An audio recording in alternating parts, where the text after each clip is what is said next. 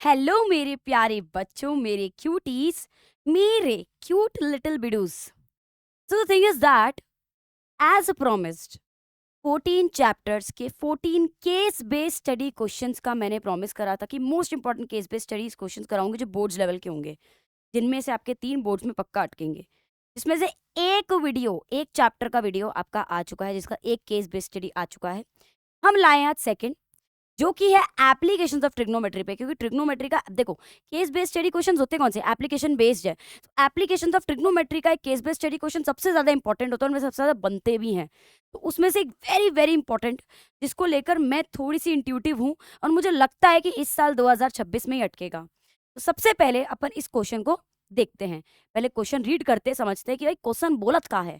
अजी क्वेश्चन का बोल रहा है, A group of friends plans to build a tree house in a local park।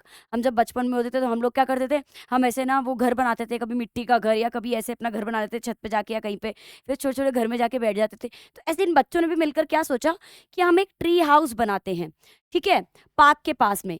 The tree house is design to be 6 metre tall. और जो tree house था वो उन्होंने सोच लिया कि जो ट्री हाउस है वो 6 मीटर वो टॉल रखेंगे, पूरा जो हाइट होगी उसकी वो 6 मीटर टॉल होगी, पूरा ग्राउंड से लेकर, ठीक है। जो अगर बात हो रही है ये इसकी, अब उन्होंने बोला they want to ensure the structure is safe. अब ऑब्वियसली ट्री हाउस है, ट्री पर बन रहा है, तो स्ट्रक्चर सेफ एंड स्टेबल वो चाहते थे बने। So they decided to calculate the height from which they need to lower. अब उन्हें हाइट भी देखनी थी कि कितना, किस हाइट के अकॉर्डिंग ये बेस है, ये लैडर है, क्योंकि लैडर हमेशा जो सीढ़ी होती है वो ऐसे लगती है। तो उस लैडर को कितने एंगल पे रखें, कितनी हाइट पर रखें, क्या उसका बेस का सेंटीमीटर होना चाहिए, क्या क्या होना चाहिए, उस बेसिस पे उन्होंने अलग अलग सिस्टम बिठा के देखे जिससे स्टेबल स्ट्रक्चर उन्हें मिले। जिसके बेसिस पे हमारे कोर्स में है 4 क्वेश्चंस, बेसिकली है 3, बट तीसरे के 2 पार्ट तो अपन 4 मान लेंगे, अपन करेंगे चारों। ऐसा नहीं और वाला जो मेरी मर्जी होगी वो करा दूंगी। सबसे पहला क्वेश्चन बहुत बेसिक है, सुनिएगा। सबसे ज्यादा इंपॉर्टेंट एप्लीकेशन ऑफ ट्रिग्नोमेट्री के चैप्टर में क्या पढ़ता है, डायग्राम, क्वेश्चन और डायग्राम। जिस बच्चे को क्वेश्चन समझ में आ गया और डायग्राम बना लिया, उसके बल्ले बल्ले हैं फॉर श्योर। अजी का बोलत है क्वेश्चन बा, if the position the base of the ladder is, अगर हमारी जो लैडर का पोजीशन है, जो उसका बेस है, वो अगर 6 मीटर होता है away from the base of the tree house. Tree house आपको पता है 6 मीटर बड़ा है, तो height of the tree house तो 6 मीटर है। और बेस उन्होंने बोलते जो लैडर है, लैडर यहां से यहां खड़ी होगी, तो जो लैडर है, ये जो लैडर है हमारी, ये उन्होंने बोलते इसका बेस 6 मीटर है, क्योंकि 6 मीटर अवे है from the tree house. Find the, अब हमें ग्रुप से कि वो कितना कितना एंगल बना रही है, व्हाट एंगल, वो कितना एंगल बनाएगी ladder make with the ground, ladder और ग्राउंड के बीच का एंगल थीटा निकालना है। बेसिकली अगर आप इसके अकॉर्डिंग देखें तो एक राइट एंगल ट्रायंगल बन रहा है, ट्रिग्नोमेट्री लग रही है। आपको पता है ये बेस होगा, ये परपेंडिकुलर होगा। अगर आपको बेस और परपेंडिकुलर का मेल दिख रहा है तो साफ साफ या तो आप टेन थीटा लगा लो या आप कॉट थीटा लगा लो। चलिए आगे बढ़ते हैं। तो इसका डायग्राम कुछ ऐसा बना हमारा। अब हम इसमें क्या करेंगे, टेन थीटा का फॉर्मूला लगाएंगे। काहे अजी काहे, क्योंकि हमें बेस और परपेंडिकुलर गिवन है और साफ दिख रहा है। तो 10 देखो भैया, हमें परपेंडिकुलर गिवन है, बेस गिवन है, थीटा निकाला है, तो 10 थीटा का फॉर्मूला होता है परपेंडिकुलर अपॉन बेस। परपेंडिकुलर हमें 6 गिवन है, बेस हमें 6 गिवन है, 6 से 6 कटा तो 1 आंसर आ गया। अब 10 की ऐसी कौन सी डिग्री पर वो 1 होता है, 1045 1 वैल्यू होती है, तो 10 थीटा इज इक्वल्स टू 1045। 10 से 10 जब कंपेयर हुआ तो थीटा साफ आपको कंपेरिजन से 45 डिग्री मिला। इसका मतलब मैं अगर 45 डिग्री पर लैडर को लगाती हूं तो बेस भी 6 होगा और हाइट भी उसकी 6 होगी। आते हैं सेकंड क्वेश्चन पर। सेकंड क्वेश्चन क्या बोलता है, सुनिएगा बहुत ध्यान से। If they want to extend the ladders reach by 2 metre. अब उन्होंने बोला लैडर की रीच जो है वो 2 मीटर से बढ़ जाए, मतलब पहले 6 तक थी लैडर, यहाँ तक थी, लेकिन अब लैडर की 2 मीटर रीच बढ़ जाए, मतलब अब लैडर यहाँ तक आ गई। ऑब्वियसली डिस्टेंस बढ़ गया तो यहाँ थीटा भी बढ़ेगा। जब बेस बढ़ता है तो थीटा कम होता है, जब आपका हाइट बढ़ती है तो थीटा बढ़ जाता है। तो ये आपका कितना हो गया 60 डिग्री पे। तो अब उन्होंने 60 डिग्री पे how far from the base of the tree house should the new position of the ladder, मतलब आपको ये बेस निकालना है। यहाँ लैडर की न्यू पोजीशन कहाँ होगी, बेस ऑफ द ट्री से ये आपको पोजीशन बतानी, जिसमें हाइट कितनी होगी आपकी 8, क्योंकि ये 6 है ये 2 है, न्यू लैडर अभी 2 मीटर ऊपर हो गई है। 2 मीटर ऊपर होगी तो 2 नहीं होगी, 6 तो पहले ही थी, 6 से और ऊपर 2 कर दी तो 8 हो गई अब हाइट आपकी। Getting my point. तो डायग्राम कुछ ऐसा बना आपका और 60 डिग्री हो गया आपका एंगल। तो अगर आप इसकी अकॉर्डिंग देखेंगे आपका परपेंडिकुलर 8 हो गया, बेस आपका x हो गया, थीटा 60 डिग्री हो गया। परपेंडिकुलर गिवन है, थीटा गिवन है, बेस निकालना है, सीधा 10 थीटा का फॉर्मूला लगाएंगे। 10 theta is equal to perpendicular on base. Theta is 60 degree, perpendicular is 8, base is x, tan 60 की वैल्यू √3 होती है, क्रॉस मल्टीप्लाई करा तो 8/√3 आया, 8/√3 को रैशनलाइज कर देंगे तो √3/√3 से 8√3/3 होगा, काटा पीटी करके 4.61 मीटर के अप्रोक्स क्या आ गया, बेस आ गया, कि कितना ये ट्री हाउस का बेस और लैडर को प्रेस करेंगे नीचे। समझ में आया? नेक्स्ट क्वेश्चन की तरफ बढ़ते हैं।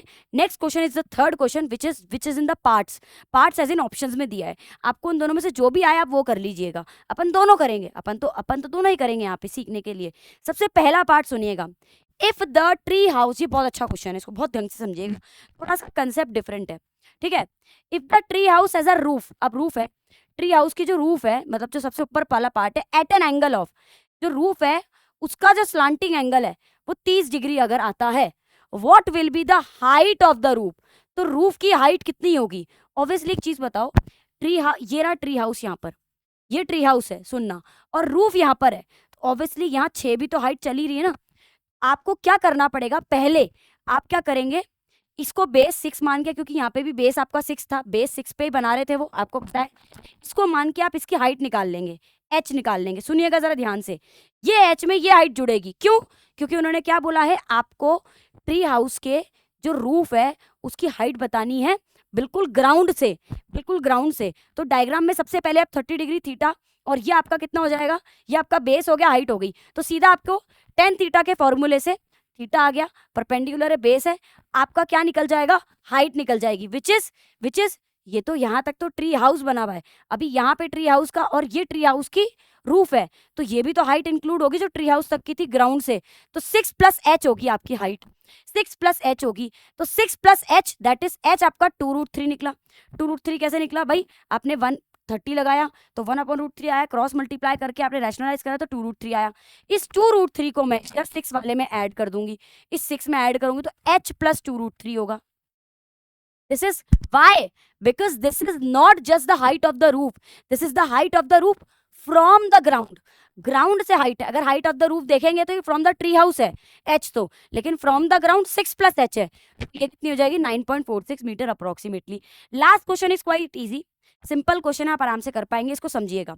If the tops of the 2 trees houses of x, आप सुनिएगा, टॉप मतलब उनके जो हाइट्स हैं वो ऐसे हो गए, ऐसा कुछ डायग्राम है कि जो टॉप है वो बदल गए, एक टॉप तो x बन गया और एक y हो गया, x and y subtend and angle 30 degree, obviously x छोटा है तो कम, और हाइट जितनी छोटी होती है उतना कम एंगल होता जाता है, हाइट बढ़ती है एंगल बढ़ता है, ऐसे जब डिस्टेंस बढ़ता है जितना वो दूर जाता है, अगर ये डिस्टेंस बढ़ता तो एंगल कम होता, डिस्टेंस छोटा होता तो एंगल कम होता, मतलब समझो कि डिस्टेंस बढ़ते एंगल कम होता है, ठीक है।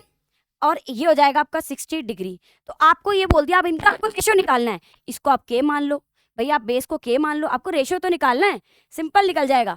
आपका डायग्राम कुछ ऐसा बना, एक्स पे 30 डिग्री बन रहा है और वाई पे 60 डिग्री बन रहा है, हमने बेस को के मान लिया, आपको पता है tan थीटा का फॉर्मूला लगेगा, क्योंकि गिवन बेस है, गिवन आपको हाइट है, तो tan थीटा का फॉर्मूला लगाएंगे। tan थीटा का फॉर्मूला सबसे पहले कौन से ट्राइंगल में लगेगा, आप क्या करेंगे, आपको x/y का रेशियो निकालना है। आप पहले एक ट्राइंगल से x की वैल्यू निकाल लीजिए, फिर दूसरे ट्राइंगल से y की वैल्यू निकाल लीजिए, दोनों को डिवाइड कर दो या रेशियो में निकाल दो, अपने आप रेशियो निकल जाएगा। अरे कैसन, सुनिएगा, पहले तो इन ट्राइंगल डीबीसी के अंदर अपन क्या करेंगे, x की वैल्यू निकालेंगे, तो tan theta is equals to perpendicular upon base, perpendicular is x, base is k, theta is 30 degree, 1/√3 is equals to x upon k, इधर चले गया तो x की वैल्यू k/√3 आ गई, x की वैल्यू आ गई। अब हम क्या करेंगे, बड़ा वाला ट्राइंगल उठाएंगे, अब हम ये वाला ट्राइंगल उठाएंगे ABC, इसमें हम लगाएंगे, यहाँ x की वैल्यू हो गई, यहाँ पर हम tan थीटा लगा के y की वैल्यू निकालेंगे, tan थीटा में 60 थीटा हो गया, आपका परपेंडिकुलर y हो गया और बेस आपका k चल रहा है, तो इससे आपकी y की वैल्यू क्या आ गई, k√3। अब आपकी x की और y की वैल्यू आ गई, आपको निकालना क्या था, आपको x/y का रेशियो निकालना है, ठीक है, आपको x/y का रेशियो निकालना है। तो x/y का रेशियो कैसे निकालेंगे मेरे बच्चों, सुनना जरा ध्यान से, बहुत ध्यान से, ठीक है। x आपका कितना है अपॉन y, तो k√3 अपॉन k√3, मतलब k/√3 इन k√3, तो k से k तो कट गया, 1 अपॉन, और ये √3 नीचे आ गया तो √3 × √3 3 हो गया, तो 1:3 आपका क्या आ गया, 1:3 आपका रेशियो आ गया x/y का। Got my point. तो ये बिल्कुल बेसिक था, आई होप आपको ये चीज क्लियर हो गई होगी। देख लो ये क्वेश्चन उधर साइड रिपीट नहीं हो रहा, ये क्वेश्चन आपका मेन है, ठीक है, ये नहीं है इसका क्वेश्चन, ठीक है। वही क्वेश्चन है आपका x/y का। ठीक है बेटा, ये आपको थोड़ा सा दिमाग में रखना है, पिछले वाले का पार्ट है। This was the last part. अब हमने 2 चैप्टर्स के केस बेस्ड स्टडी क्वेश्चन कर लिया, और जो ये वाला केस बेस्ड स्टडी करा था ये थोड़ा ज़्यादा डिफरेंट है, थोड़ा ज़्यादा टफ है, इसलिए इसके आने के और इम्पोर्टेंट थोड़ा अलग कंसेप्ट पर है। और मेरा इंट्यूशन इसको लेके स्ट्रॉन्ग है कि इस साल ये 2026 के पेपर में पक्का अटकेगा। इसीलिए मेरी आपसे विनती है कि जो मैं करवा रही हूँ इनको वापस आप रिवाइज भी करिए, इनके क्वेश्चंस को वापस ट्राई करिए, इससे रिलेटेड और 2-3 अपने लेवल पे भी करिए। ऐसा नहीं बस मैंने आपको करा दी, अपनी भी प्रैक्टिस अपने को पूरी रखनी है। ऐसे केस बेस्ड स्टडी क्वेश्चंस मैं आपके लिए और लाती रहूंगी, क्योंकि अभी तो बहुत सारे चैप्टर्स बचे हैं, सबके करेंगे, पूरी सीरीज कंप्लीट करेंगे। Have a nice day. चक दे फट्टे। जय हिंद, जय भारत।